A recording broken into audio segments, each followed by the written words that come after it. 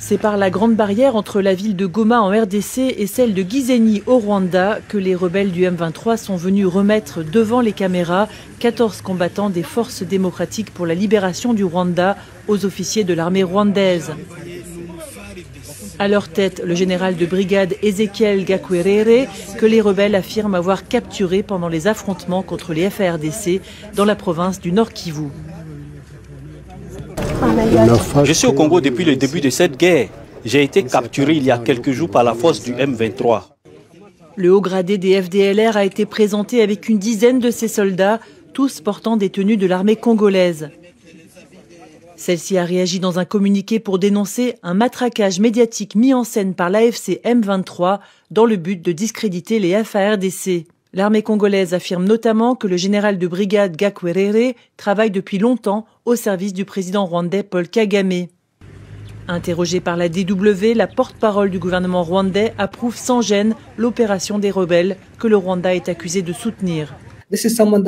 C'est quelqu'un que nous cherchions depuis longtemps à capturer pour le rapatrier et le traduire devant la justice pour les crimes commis pendant le génocide de 1994 et ceux commis depuis en RDC.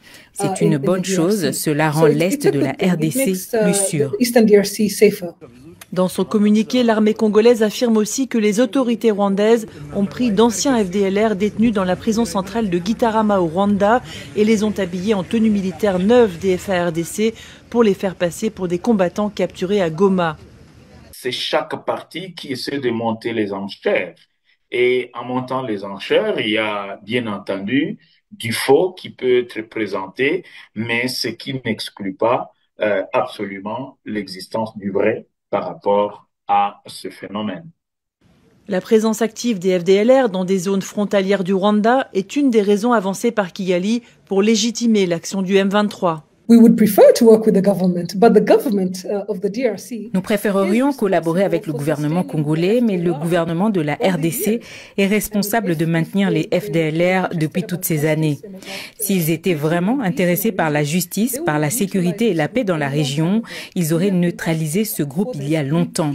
Nous l'avons demandé à maintes reprises. Donc si le gouvernement congolais non seulement ne veut pas nous remettre les FDLR, mais en plus les intègre à son armée, nous considérons cela comme une force hostile à neutraliser par n'importe quel moyen. Et le fait qu'ils aient été capturés et que ceux qui les ont capturés nous les ont remis, nous trouvons cela tout à fait acceptable.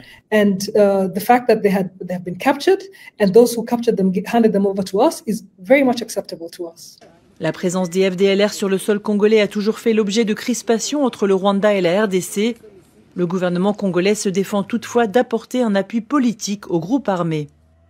C'est une force qui est là, mais entre-temps, on dirait qu'il n'y a pas une réelle volonté collective à y mettre fin.